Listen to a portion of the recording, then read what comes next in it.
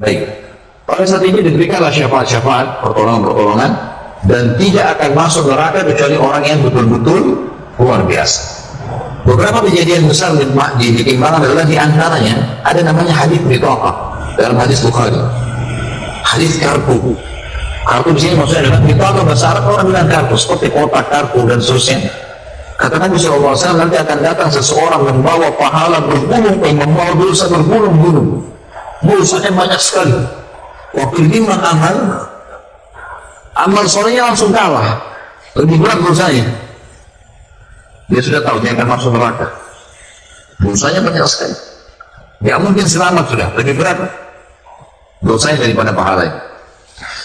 Maka kata Nabi SAW, Allah berfirman kepada dia, berkata kepada hambanya ini, karena ada hadis yang berbunyi, pada saat kita ditimbang amal teman-teman sekalian, kata Nabi SAW dalam hadis sahih, tidak ada seorang pun di antara kalian kecuali dia akan berbicara dengan Tuhannya berdua tanpa ada penerjemah. Allah akan bilang, kamu begini, kamu begini, kamu begini, dengan seluruh bahasa. Allah yang ciptakan semua bahasa. Maka akan dia ngomong berdua oleh Allah SWT. Kamu begini, kamu begini. Nanti akan datang orang dosanya banyak sekali, dan ini disoroti karena memang hadisnya mulia, memberikan kemuliaan bagi orang yang beriman, gitu kan? Maka kata Allah SWT, apakah ada amal kamu yang bisa mengalahkan dosamu sebanyak ini? Jadi ya Allah, amal apa lagi? Setelah ini semua, nggak ada lagi amal. Ini apa sudah ditimbang?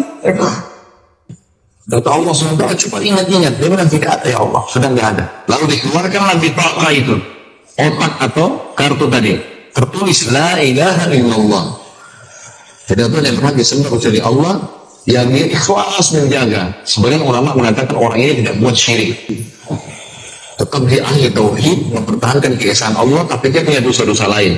Mungkin dia berzina, mungkin dia dusta, mungkin. Tapi ini tauhidnya tidak tercoreng, karena kalau syirik tidak masuk dalam hadis ini. Terbukti dalam surah An-Nisa Allah mengatakan, "A'udzubillahi minasyaitonir rajim, innallaha la yaghfiru an yushraka bihi wa yaghfiru ma duna dzalika liman yasha'." Allah tidak akan mengampuni orang yang berbuat syirik, tapi Allah mengampuni dosa selain daripada syirik. Nah, berarti ini tidak masuk di sini syirik. Jadi dia kata ulama hadis, dia adalah muwahhid. Orang ini memang mengisahkan Allah. Tidak pernah berdukun, tidak pernah minta-minta kedudukan, tidak pernah segala macam. Ini syirik nggak ada. Dia betul-betul murni dosa, tapi dosanya dia akui sebagai kesalahan. Maka didatangkan lebih tokoh tersebut, kalau ditimbangan pahalanya, timbang menjadi lebih berat daripada dosanya, dan semua dosanya akan terlempar. Maka Allah sudah masuk dalam surga. Akhirnya dalam sebuah hadis Bukhari Muslim juga pernah Nabi SAW duduk dalam sebuah kebun, kemudian datang sahabat Nabi Abu Musa al-Asy'ari dan mengatakan, ya Rasulullah, saya datang untuk menjaga Anda. Kata Nabi SAW, telah sampai kepada saya berita, Allah mengatakan, ya, siapapun yang di dalam hatinya sebesar biji sawi, siapa yang mengucapkan la ilaha illallah tulus dari hatinya, dia pasti masuk surga. Maknanya adalah, kalau dia masih punya dosa pun, mungkin dia masuk neraka dulu, tetap akan masuk surga. Nanti kita bahas masalah syafaat. Kalau kita masuk surga dan neraka, nanti akan ada orang-orang yang sudah belang-belang di neraka, sudah belum, sudah hangus keluar asap, dikeluarkan oleh orang-orang mukmin dan Nabi SAW dari neraka. Kemudian mereka akan dicemplungkan di sungai-sungai yang berada di pintu gerbang surga, lalu mereka tumbuh seperti tumbuhnya tanaman yang masih baru tumbuh, masih lemah sekali.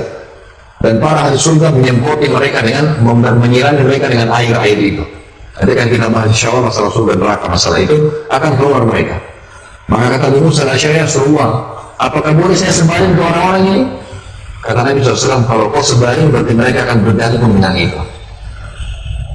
Jadi maknanya di sini memang mentauhidkan Allah penting kan, la ilaha illallah itu kalimat tauhid kan, pengesaan. Tidak ada sekutu bagi Allah, tidak ada Tuhan yang berhak disembah kecuali Allah.